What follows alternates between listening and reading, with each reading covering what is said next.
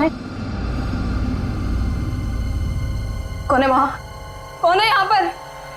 सामने क्यों नहीं आते?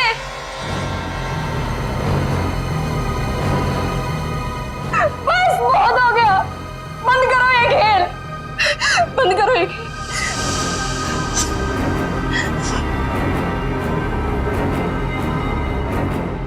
सो भी तो नहीं सकती, अगर सो गई शायद फिर कभी नींद से उठ ही ना पाऊं। जूही, श्रुति तुमसे कितनी बार कहा कि दरवाजा खटखटा के अंदर आया करो। ओ हेलो मैडम, ये गर्ल्स हॉस्टल है, किसी ऑफिस की बॉस का केबिन नहीं है। तुम नहीं समझोगी। जूही, क्या हुआ तुम्हें? इतनी चिड़चिड़ी और उखड़ी उखड़ी क्यों लग रही हो? जो इंसान 4 दिन से सोया नहीं हो ना, उसका बर्ताव ऐसे ही होगा ना। सोती क्यों नहीं? मैंने कहा था ना तुमसे, वो सिर्फ और सिर्फ सपने हैं, उनका कोई मतलब नहीं है। श्रुति, सिर्फ सपना नहीं है वो, जो मेरे ऊपर बीत रही है वो तेरे पर बीत रही होती तब तुझे मेरी तकलीफ पता चलती। मैं तेरी तकलीफ समझ रही हूँ जूही, लेकिन तू मेरी बात नहीं समझ रही है। जैसा तू सोच रही है वैसा कुछ भी नहीं है। नहीं, चल अच्छा, अब थोड़ी देर आराम कर। चल श्रुति ने, अब तो गहरी नींद में सो जा। मेरी बात मान जूही, सो जा थोड़ी देर। मैं नहीं सोऊंगी श्रुति। सो जा जूही, तुझे मुझ पे भरोसा है कि नहीं, है ना? तू अभी आराम से सो जा, मैं तेरे कमरे के बाहर ही हूँ। वो सपने फिर आएंगे श्रुति। नहीं आएंगे। Good night. साल भर पढ़ाई करते तो आज नौबत तो ना आती। मुझे बहुत डर लग रहा है यार, कुछ भी तो कंप्लीट नहीं हुआ है। मैं तो श्रुति से न... श्रुति, पता है मैं तुझे ही ढूंढ रही थी। मुझे तेरे नोट्स देना यार, वरना पता नहीं एग्जाम्स में क्या होगा। मुझे बहुत डर लग रहा है यार। मेरे भी नोट्स अधूरे हैं। अच्छा ऐसा करते हैं कि कल लाइब्रेरी जाके इकट्ठा नोट्स बना लेते हैं। तुम दोनों टेंशन क्यों ले रहे हो? अरे गर्ल्स, क्या हो रहा है? एग्जाम शुरू होने वाले हैं। चलो सब अपने अपने कमरे में जाओ और जाकर पढ़ाई करो, बहुत रात हो गई है। Yes madam.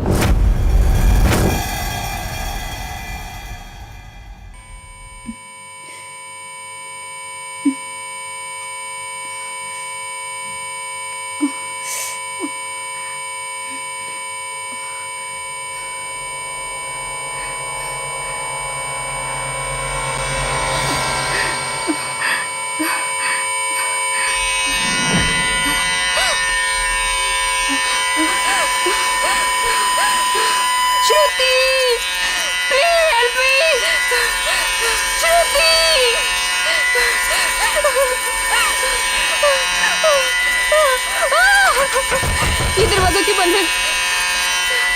श्रुति, ये लाइट क्यों नहीं जल रही है?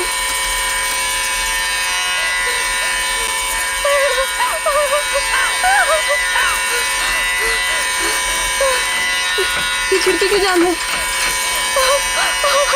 बंद करो ये आवाज, मेरे कान के पट्टे फट जाएंगे।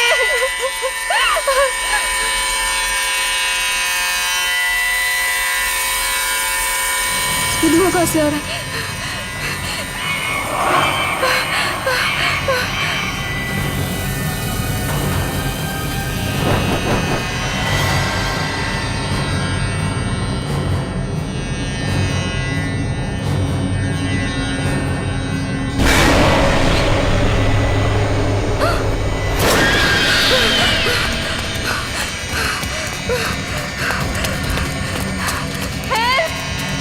कोई बचाओ मुझे!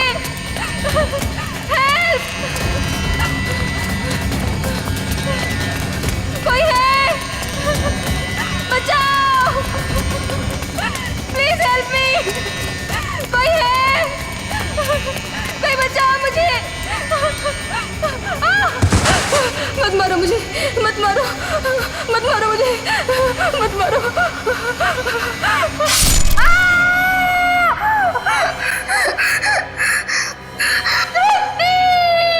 ओह नो, ये तो जूही की चीख है। लगता है उसने वही पुराना सपना देखा है।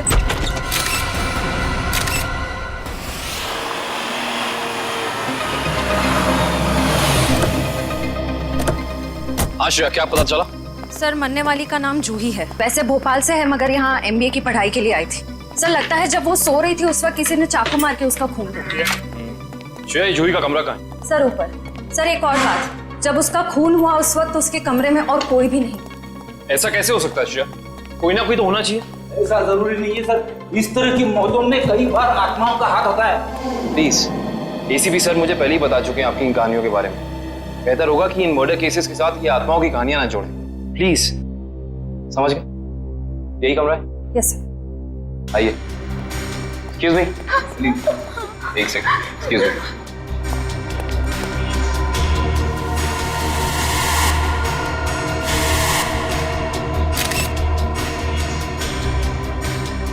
श्रेया, यहाँ पे चाकू का सिर्फ एक ही घाव है। लगता है खूनी ने इतनी जोर से वार किया कि एक ही वार में जूही की मौत हो गई। हाँ सर, हमला भी शायद जूही की नींद में ही हुआ। बेचारी को अपने आप को बचाने का मौका भी नहीं मिला होगा। एक्सक्यूज मी, यहाँ पे सबसे पहले जूही की मौत का पता किसको चला? सर, सबको एक साथ ही पता चला था।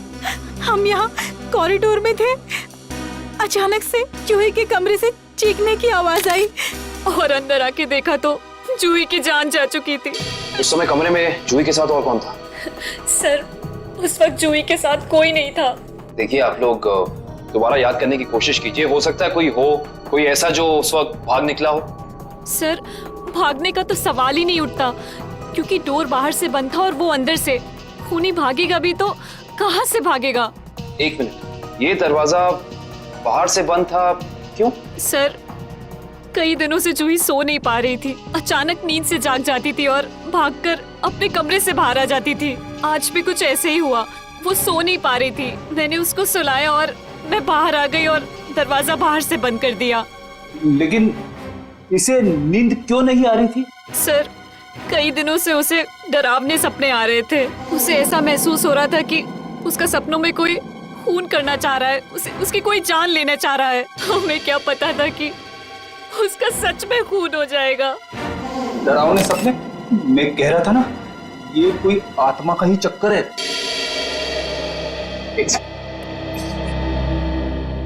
आपको कितनी बार बताया है कि आत्माओं की बातें सबके सामने मत किया करिए। वो लोग क्या सोचेंगे सीआईडी के बारे में? सॉरी। अच्छा, आप अभी कह रही थी कि जूही को डरावने सपने आते थे। कभी उसने आप लोगों के साथ कुछ शेयर किया कि उसे किस चीज के सपने आते हैं? कुछ भी? सर, उस ड्रॉर में जूही का स्केच बुक है। उस ड्रॉर में? जी सर। Sketch book? ये बुक? जी सर। ये चाकू? सर, ये वही चाकू है जिसे लेकर कोई उसका पीछा करता था सपनों में, उसे मारने के लिए। ये देखो, ये चाकू बिल्कुल ऐसा ही है जिससे जूही का कत्ल हुआ। हाँ सर।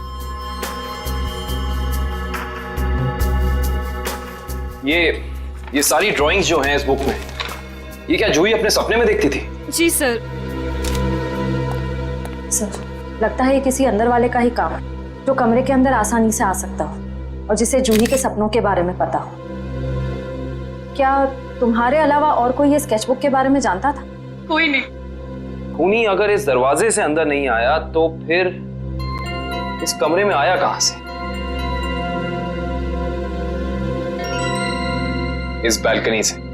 लेकिन बालकनी का दरवाजा तो अंदर से बंद है। अगर खूनी खून करके बालकनी से भागा है तो फिर ये दरवाजा अंदर से बंद कैसे?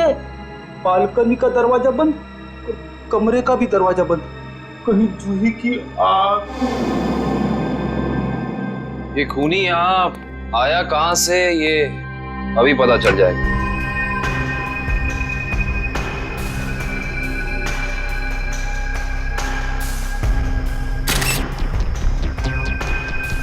ये देखो, जूते के निशान। हो ना हो खूनी इसी बालकनी से चढ़कर आया। लेकिन बालकनी का दरवाजा तो अंदर से बंद था, तो फिर खूनी यहाँ ऊपर चढ़ के कमरे के अंदर आया कैसे होगा? ये भी पता चल जाएगा फ्रेडी जी। बस एक बार जूही के मौत के कारण पता चल जाए, कुछ तो हो गया, कोई सबूत कुछ तो होगा। इधर देखो, ये पाइप, इसी वाटर पाइप से चढ़कर खूनी इस बालकनी तक आया है। यहाँ के वॉचमैन से मिलना पड़ेगा। माफ कर दिए साहब, गलती हो गई। इसे गलती कहते हो तुम? एक इंसान गर्ल्स हॉस्टल की बालकनी में चढ़ जाता है, अंदर कमरे में जाके खून कर देता है और तुम्हें कुछ पता भी नहीं चला। बस साहब, 15 मिनट के लिए मेरी आंख लग गई थी। मैं सपने में भी ऐसा नहीं सोच सकता था कि उस दौरान ऐसा कुछ हो जाएगा। तुम्हारी 15 मिनट की लापरवाही की वजह से एक लड़की की जान चली गई, उसकी जिंदगी लौटा सकते हो तुम?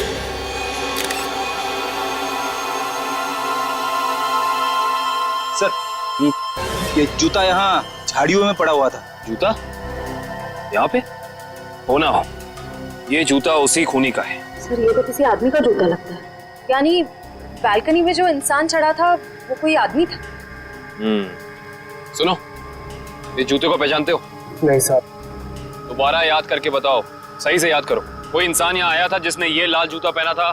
मैंने नहीं देखा, शायद अंजलि मैडम ने देखा हो, वो हमेशा रिसेप्शन पे बैठती है। ये अंजलि मैडम को बुलाओ, जाओ। जी सर। अगर ये जूता यहाँ है तो कुछ और भी जरूर होगा, ढूंढते हैं।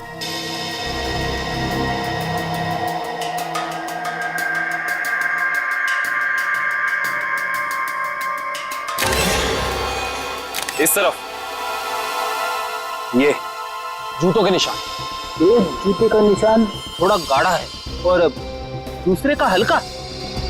ये वाला गाढ़ा है। इसका तो एक ही मतलब है, ये जूता जिसका भी है वो इंसान लंगड़ा के चल रहा था। तो लंगड़ा के इसलिए चल रहा था क्योंकि जब वहां बैल्कनी से वो नीचे आया उसे चोट लग गई, फिर वो यहाँ से भागा और यहाँ पे जूता रह गया।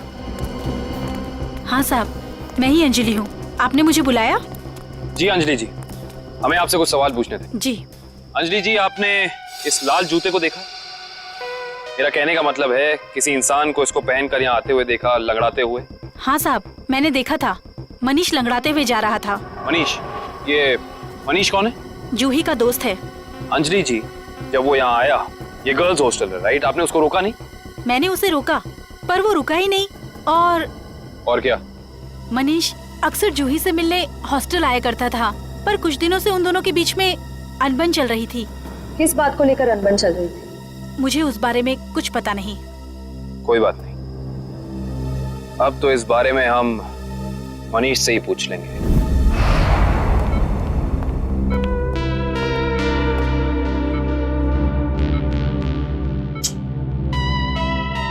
मनीष, कैसे हो यार? मैं ठीक हूँ, पर आप लोग कौन हैं? तुम्हारे शुभचिंतक हैं, सीआईडी वाले। सीआईडी? क्या बात है? क्या मेरी जान को किसी से खतरा है क्या? सुना आपने? खुद एक बेचारी लड़की को मार के खटिया पे लेटा पड़ा है और पूछ रहा है कि मेरी जान को कोई खतरा तो नहीं है। ये क्या कह रहे हैं आप? मैंने किसी की जान नहीं ली। मनीष, ये पाँव में चोट कैसे लगी तुम्हें?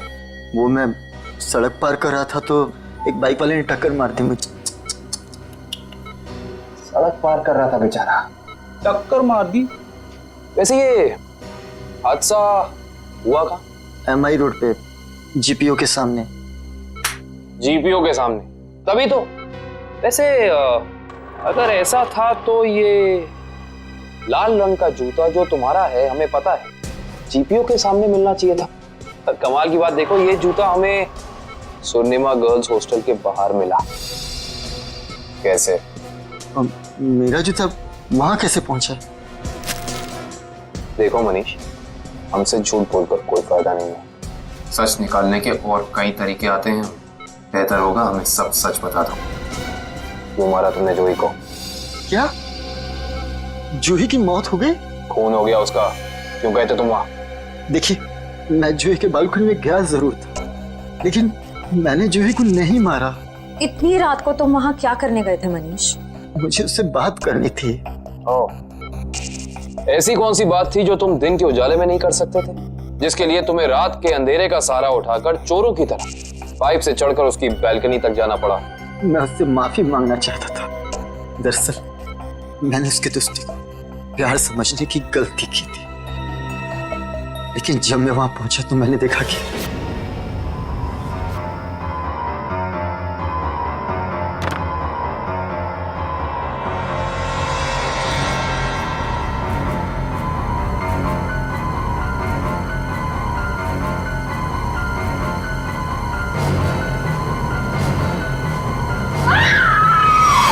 शर्म आनी चाहिए तुम्हें मनीष। उसकी मदद करने की बजाय तुम वहां से भाग गए। यही है तुम्हारा प्यार? अगर किसी ने वहां मुझे देख लिया होता तो इल्जाम तो मुझे पर आता ना। देख तो तुम्हें लिया ही था। अंजलि जी ने तुम्हें रोकने की कोशिश भी की पर तुम रुके नहीं। ये सब छोड़ो, हमें ये बताओ कि जब तुम वहां थे तो उस वक्त कमरे में और कौन था? मैंने वहां किसी को नहीं देखा। हेलो, क्या? एक और कौन? कहां पे?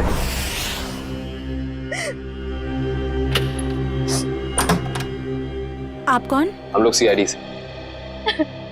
आइए।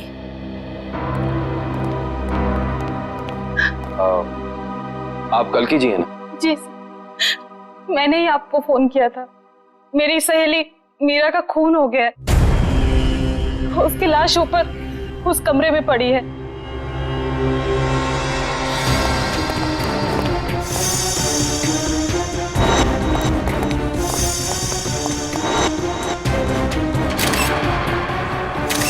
श्रेया, ये चाकू तो बिल्कुल वैसा ही लग रहा है जैसा जूही की मौत में यूज हुआ था। हाँ सर, लगता है किसी सीरियल किलर का काम। सीरियल किलर का भी हो सकता है और किसी ऐसे इंसान का भी जो दोनों जूही और मीरा को जानता है। वो यहाँ आया और उसने मीरा की जान भी इसकी नींद में ले ली। मतलब दो खून हूबहू एक ही तरीके से। सर, हाँ, लाश की हालत को देखकर लगता है कि इसकी मौत को 3-4 घंटे हो चुके हैं। 3-4 घंटे? लेकिन श्रेया, जूही की मौत को भी तो 3-4 घंटे ही हुए हैं। एक खूनी एक ही वक्त पे दो जगह पे कैसे हो सकता है? मैं तो कह रहा हूँ जरूर ये किसी आत्मा का ही चक्कर है। रेडी प्लीज, ये किसी आत्मा का चक्कर नहीं है। ये उस खूनी के किसी साथी या रिश्तेदार का चक्कर भी हो सकता है। लगता है इस जुर्म में एक से ज्यादा लोग शामिल हैं। लेकिन कैसे? कैसे हो सकता है? इस कमरे की सारी खिड़कियां, सारे दरवाजे अंदर से बंद हैं। और यहाँ पे कोई बालकनी भी नहीं है उस हॉस्टल की तरफ। तो फिर वो खूनी इस कमरे में आया कैसे? इस कमरे की तलाशी लो, कोई ना कोई सुराग जरूर मिलेगा। श्रेया, इसकी फोटो एल्बम और फोन डायरीज चेक करो। हो सकता है जूही और मीरा के बीच में कोई ना कोई कनेक्शन मिल जाए हमें। सर, रेडी, एम्बुलेंस को फोन करो बॉडी ले जाने के लिए। मुझे नीचे इसकी दोस्त से कुछ सवाल पूछने हैं।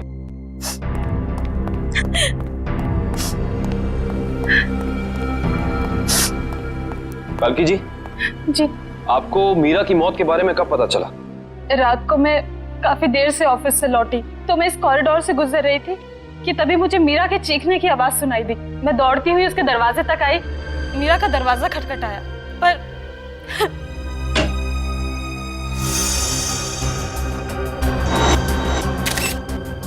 फिर क्या हुआ? मेरा मतलब जब आप यहाँ आई तो ये दरवाजा खुला था कि बंद था? दरवाजा बंद था तो मुझे वॉचमैन को बुला के दरवाजा खुलवाना पड़ा। कल्कि जी, जब आप यहाँ पे आई तो आपको यहाँ इस घर में कोई भी निकलते हुए यहाँ से दिखा, भागते हुए दिखा? नहीं।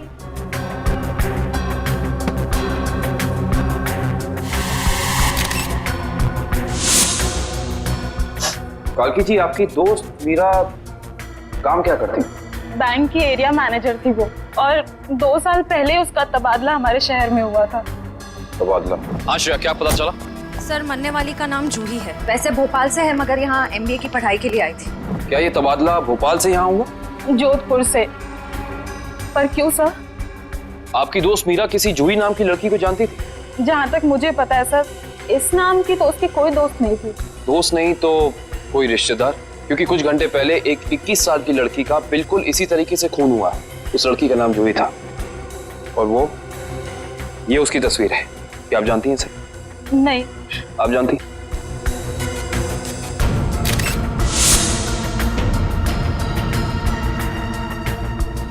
ये क्या हो रहा है हमारे शहर में?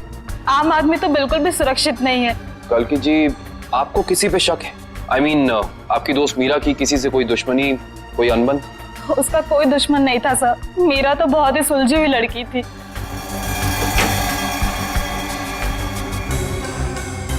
अच्छा, ये तस्वीर देखिए। इस आदमी का नाम मनीष है। क्या आप इसे जानती हैं? नहीं सर। सर, आशा, मैंने मीरा के सारी डायरीज, सारे एल्बम्स चेक किए।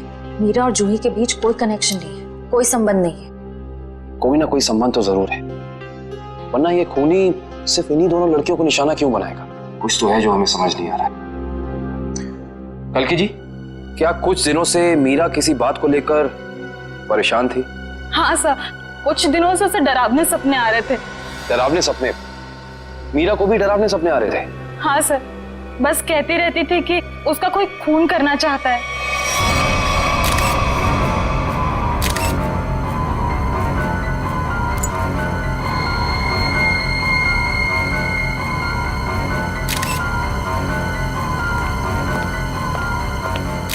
ये कैसे हो सकता है सर? जूही और मीरा को ठीक एक तरीके के सपने कैसे आ सकते हैं?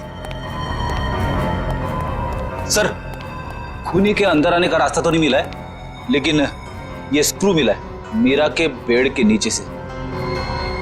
एक काम करिए, वॉचमैन से पूछताछ कीजिए, देखिए क्या पता चलता है मीरा के बारे में। तब तक इस स्क्रू की गुत्थी को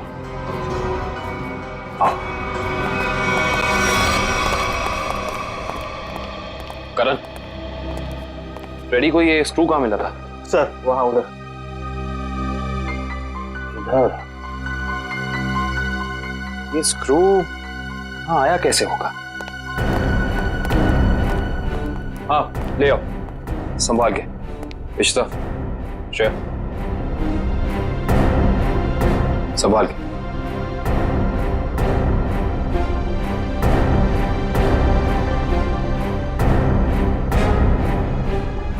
इश्ता,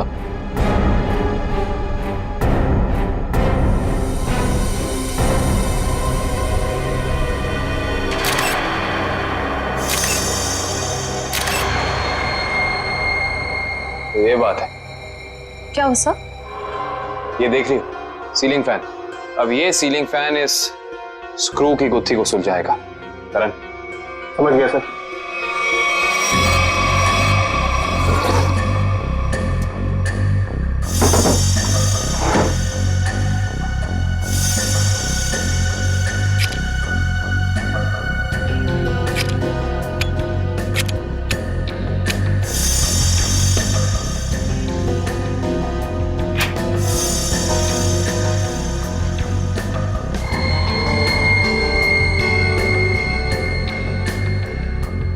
फैन को उल्टा करो।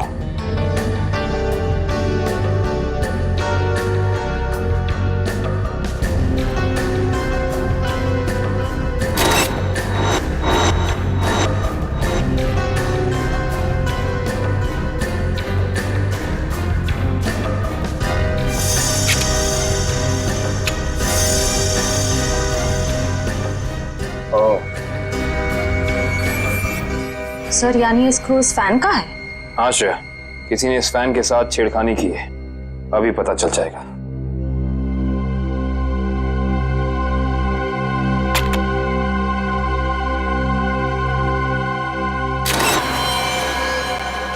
ओह माय गॉड, तो ये बात है, मतलब चाकू इसके अंदर था।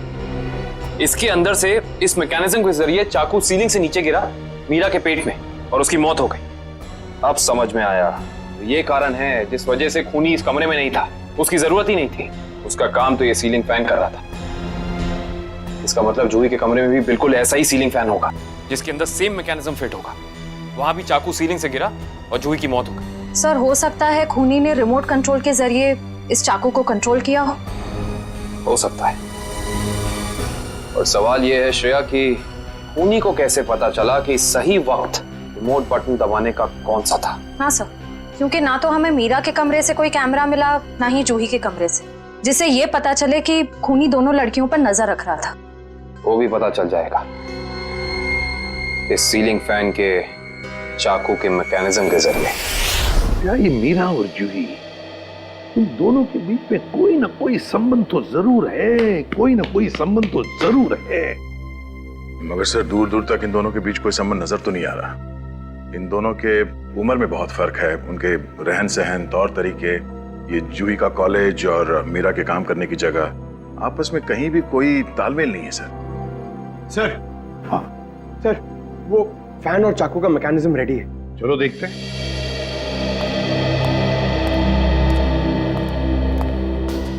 पंकज, रिमोट ऑन करो।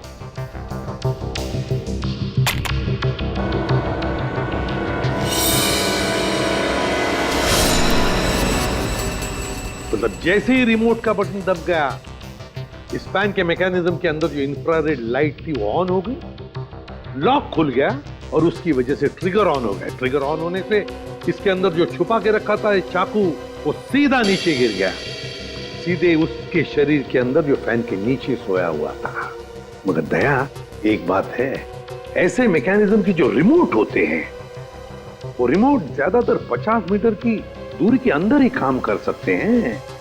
तो फिर जरूर जहां पर मीरा और जूही रहती थी उसके आसपास ही ये आदमी खड़ा था। जिसने भी ये किया है वो 50 मीटर की दूरी के अंदर ही खड़ा था। वहां से उसने रिमोट चलाया और खून कर दिया मीरा और जूही का। और फिर वो सपने, वो एक जैसे सपने जो मीरा और जूही दोनों की नींद में आते थे, ऐसे सपने तो जानबूझकर ही डाले जा सकते हैं, प्लान करके डाले जा सकते हैं, मगर उसके लिए जरूर कोई तो ट्रिगर होना चाहिए। सर, हाँ, जूही के कमरे में लगे पंखे में भी ठीक ऐसा ही मैकेनिज्म मिला है। और तो और जूही और मीरा दोनों के कमरों में एक हफ्ते पहले इलेक्ट्रिकल वायरिंग का कुछ काम हुआ था। जूही और मीरा दोनों के घर में, दोनों के कमरों में एक हफ्ते पहले इलेक्ट्रिकल वायरिंग हुई थी। कहीं ऐसा तो नहीं कि वही इलेक्ट्रीशियन है जिसने दोनों के घरों में इलेक्ट्रिकल का काम कर दिया और फिर खून भी उसी ने किया? पता लगाना पड़ेगा इस इलेक्ट्रीशियन के बारे में।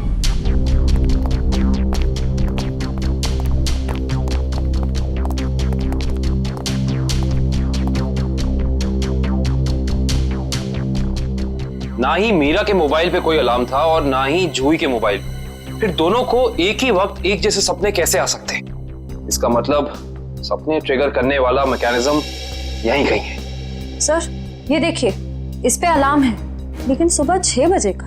6 बजे का? पर मीरा की मौत तो 3 बजे हुई थी, तो सपने शुरू करने का ट्रिगर लगभग 1 या 1.5 के बीच का होना चाहिए। यह भी तो हो सकता है कि किसी ने मीरा को सम्मोहित कर दिया। ऐसा नहीं हो सकता फ्रेडी, क्योंकि अगर ऐसा होता तो मीरा के दिन भर का हाव भाव, चाल चलन सब प्रभावित होता। पर ऐसा नहीं हुआ। नहीं, कुछ है यहाँ जो हम अभी तक देख नहीं पा रहे। ढूंढो, यही है।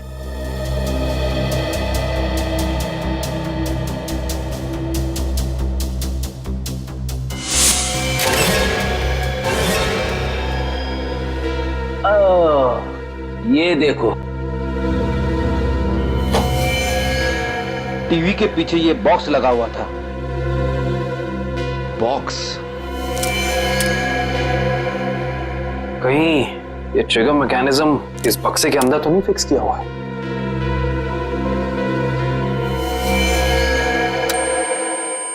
अरे अलार्म बंद करो, ये आवाज मेरे कान के पर्दे फाड़ डाली। सर, कौन सी आवाज? यहाँ कोई अलार्म नहीं बज रहा है। अरे इतने जोर से बज रहा है, सुनाई नहीं दे रहा है।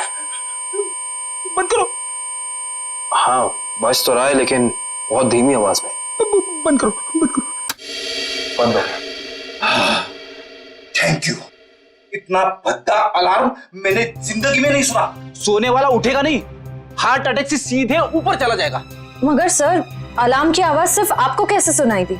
हो सकता है श्रेया, क्योंकि ये लो फ्रीक्वेंसी अलार्म है। श्रेया, ये सिर्फ उन लोगों को सुनाई देता है जिनकी साउंड टॉलरेंस और सुनने की शक्ति इसकी ध्वनि से मेल खाती हो। यानी फ्रेडी सर की तरह जूही और मीरा भी इस अलार्म की आवाज को सुन सकती थी। वो ये बात नहीं जानता था। उसने इस ध्वनि का इस्तेमाल सिर्फ उनके दिमाग को कंडीशन करने के लिए किया, ट्यून करने के लिए, ताकि उन्हें वो डरावने सपने दिखा सके। लेकिन डरावने सपनों का कोई संबंध ही नहीं था इस मौत से। अगर वो चाहता तो बिना सपनों के भी मार सकता था उन्हें। मार सकता था, पर शायद वो ऐसा चाहता नहीं था। खूनी अपने शिकार के साथ खेलना चाहता था, तड़पाना चाहता था, फिर उनकी नींद में उन्हें एक गहरी मौत देना चाहता था। इंटरेस्टिंग। करण सर, कल की को बुला के लाइए। जी। को ये देखो।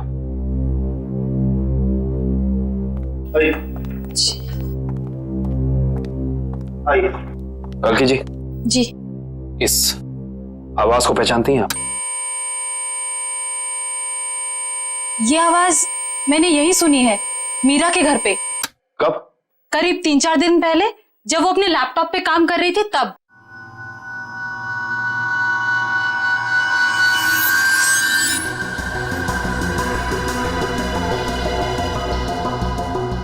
आपको मीरा के लैपटॉप का पासवर्ड पता है? नहीं सर।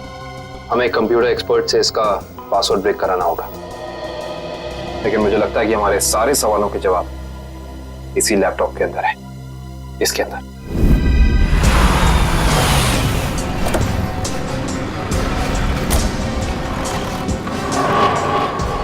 भाई साहब, हम लोग सीआईडी से। सीआईडी से? क्या हुआ साहब? हमें पता लगा है कि पिछले हफ्ते आपका एक इलेक्ट्रिशियन वायरिंग करने के लिए इस एड्रेस पे गया। हाँ साहब, गया तो था, पर हुआ क्या? इन दोनों जगहों पे एक एक खून हुए और हमें शक है कि ये खून आपके इलेक्ट्रिशियन ने किया है। मेरे इलेक्ट्रिशियन? हाँ, और वो भी पंखे में चाकू फिट करके। अरे बाप रे, पंखे में चाकू? जी हाँ, और आप ये बताइए कि इन दोनों जगहों पे आपका कौन सा इलेक्ट्रिशियन गया था? मंगेश गया था सर, पर आज वो आया नहीं है। इस मंगेश का एड्रेस तो है ना तुम्हारे पास? हाँ, मंगेश का एड्रेस लेके ना। सर, वो लैपटॉप का और ईमेल का पासवर्ड खुल गया। Very good job, thank you very much. काबिन, जरा लैपटॉप चेक करो। जी। देखो वो ऑडियो फाइल है क्या इसमें, जिससे सपने आते थे उसे?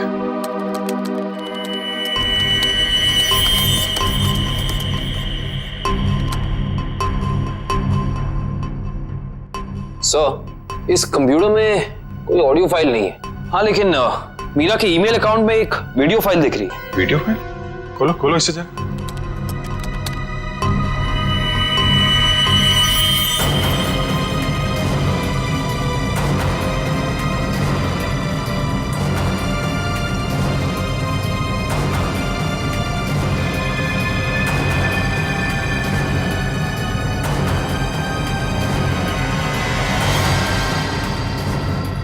सर, ये सारे विजुअल तो मैंने जूही की स्केचबुक में देखे हैं, स्पेशली ये नाला, ये बोर्ड और मास्क पहना हुआ आदमी, तीनों।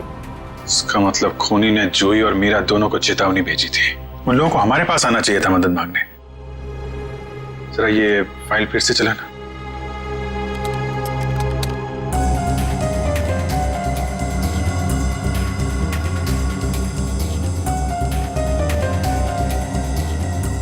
Pause pause pause.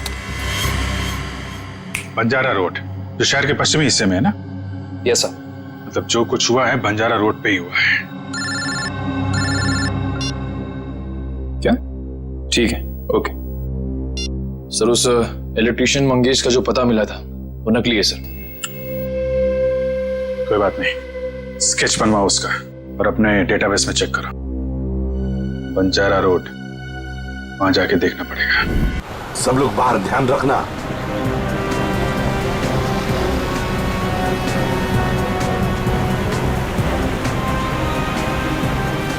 आराम से पंकज, आराम से।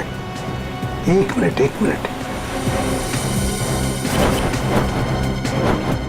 यह है ना एक सूखा नाला है और वो रहा पेड़। सूखा नाला और उसमें वो पेड़। जरा आगे चलकर देखते हैं।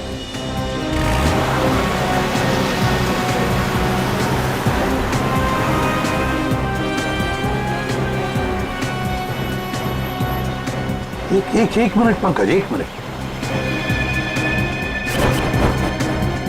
बंजारा रोड मतलब हम सही रास्ते पे हैं। सर वो देखिए, वो पुराना घर जो हमें वीडियो में दिखा था। चलो आगे देखते हैं। अगर खूनी इस जगह का वीडियो बना के मीरा और जूही को भेज क्यों रहा था? हाँ, शायद उन दोनों को अपने अतीत का याद दिलाने के लिए। मगर सर, मैंने पता किया सर, इस बंजारा रोड पे आज तक एक क्राइम नहीं हुआ है। यहाँ तक कि पुलिस ने एक चालान तक नहीं काटा है। सर, वो रही बिल्डिंग। हाँ, वो क्या, रॉयल मून होटल। ले लो अंदर।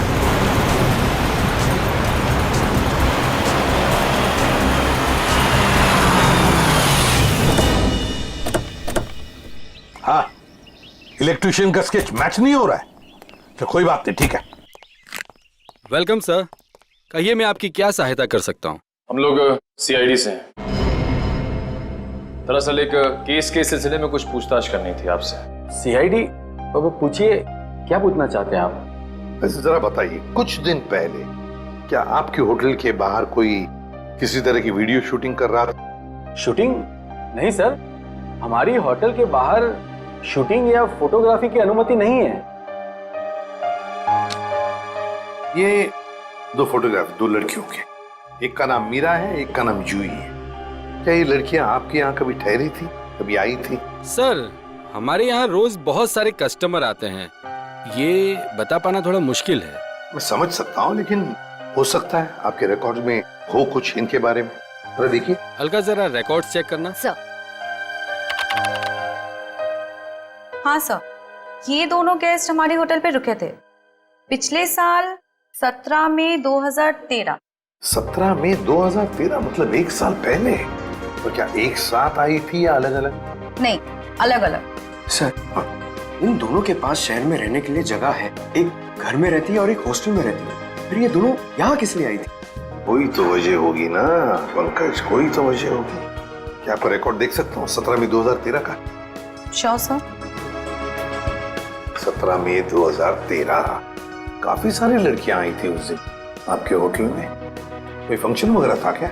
हाँ सर, हो सकता है, क्योंकि हमारे होटल के पास में एक कम्युनिटी हॉल है, वहाँ आए दिनों फंक्शंस होते रहते हैं। अच्छा, कस्टमर का नाम रवि, 5 टैक्सीज बुक की थी उसने, 5। हाँ सर, ये एक नारी सेवा केंद्र चलाता है, मुस्कुराहट नाम है एनजीओ का। और वो अभी भी इसी होटल में ठहरा हुआ है सर। रवि इस वक्त आपके होटल में ठहरे हैं? पास वाले कम्युनिटी हॉल में जो फंक्शन चल रहा है, रवि का ही एनजीओ का फंक्शन हो सकता है? रवि सर, मैं आपका जितना भी शुक्रिया अदा करूं उतना कम है। आप सोच नहीं सकते, ड्रग्स के नशे से मुक्ति मिलने के बाद मैं जिंदगी के ऐसे ऐसे रंग देख रहा हूं जिन्हें ड्रग्स के नशे ने अंधकार में डाल दिया था। वेरी गुड मिश्रा, लेकिन इसमें मुझे शुक्रिया कहने की कोई जरूरत नहीं। ये सब तुम्हारे धैर्य और दृढ़ इच्छा शक्ति का कमाल है। हाँ, लेकिन अब उस सफेद जहर को कभी पलट कर भी देखना मत। हाँ? Okay sir.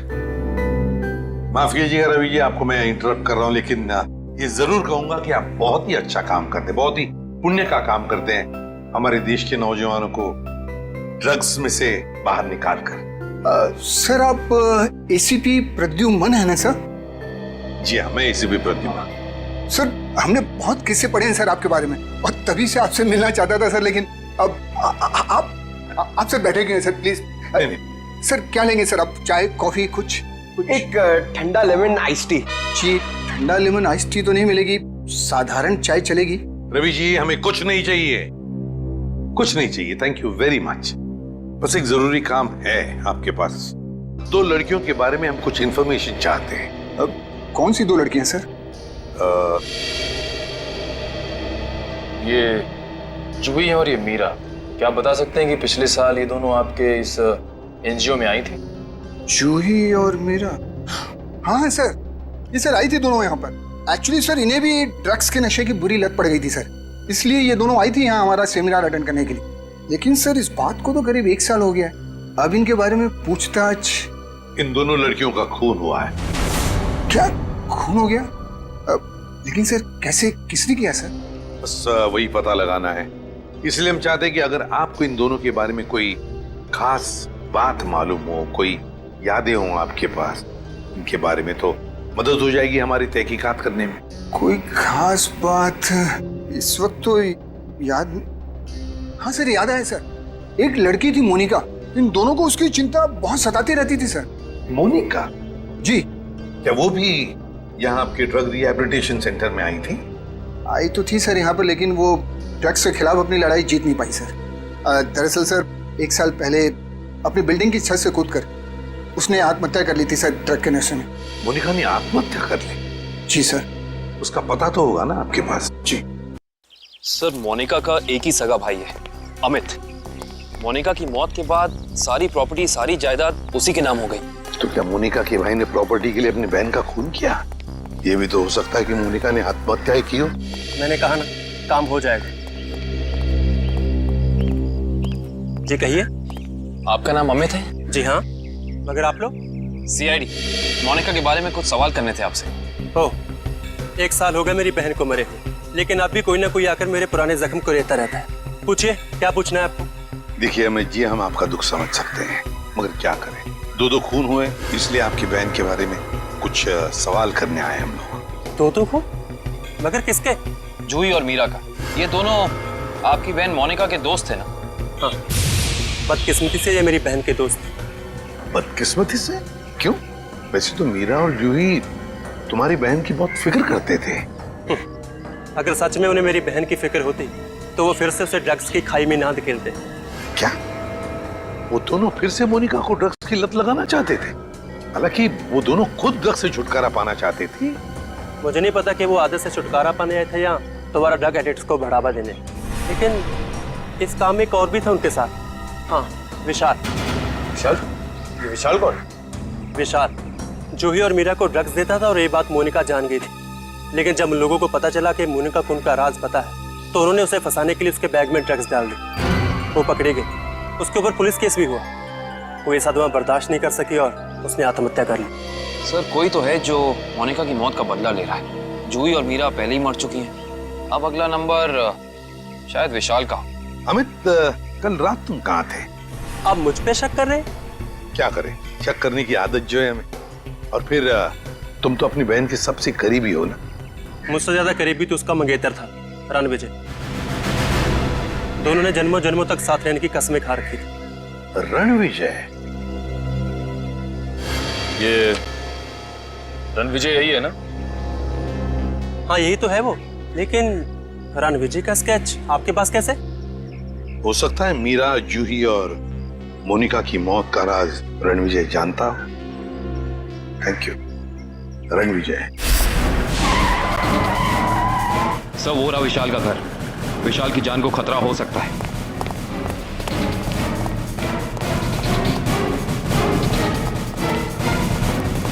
सर, लगता है रणविजय पहले ही पहुंच चुका है। विशाल, ठीक तो हो ना? सर, जान बचा के भागू सर। रणविजय कहाँ है? सर,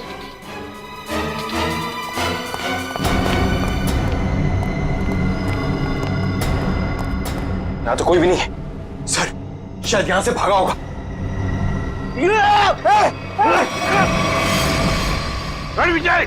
कोई मत हिलना, इसको मारूंगा नहीं तो। छोड़ दो उसे, छोड़ दो।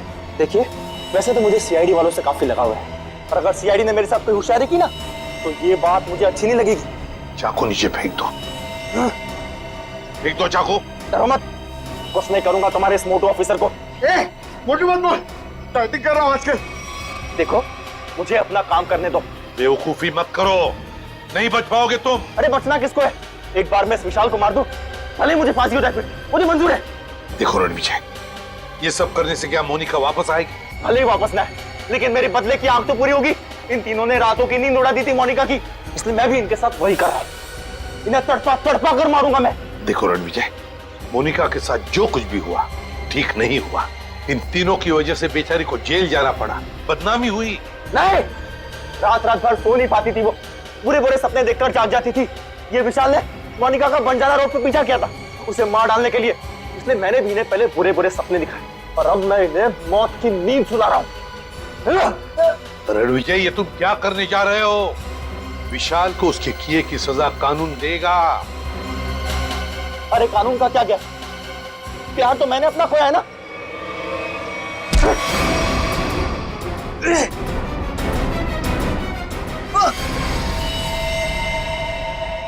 रणविजय, विशाल को तो उसके किए की सजा मिलेगी ही मिलेगी, मगर तुमने बदले की आग में दो खून किए, दो। तुम्हें तो शायद फांसी ही होगी, फांसी। For more updates, subscribe to our channel, click the show links and enjoy watching the videos.